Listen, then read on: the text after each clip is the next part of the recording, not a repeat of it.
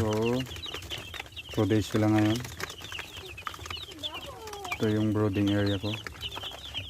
Tumigan, pakainan, meron yan sa gilid.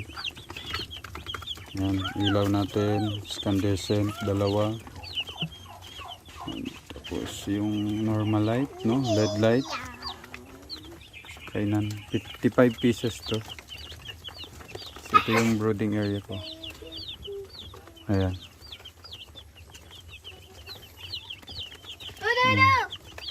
Just wait. Ayan sila. So 2 days na lang ngayon.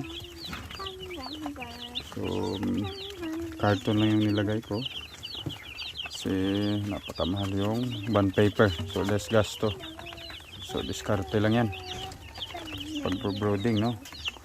So itong batch na to, pang 7 batch ko na to.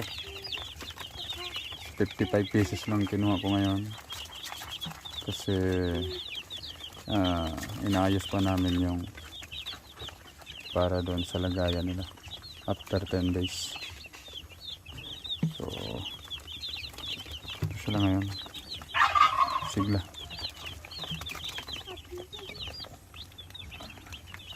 So kanina maaga hanggang alas 10 may ang vitamins nila. So pag alas 2, alas 11 binigyan ko na sila ng plain water. Ayan. So that's all sa ngayon. Thank you.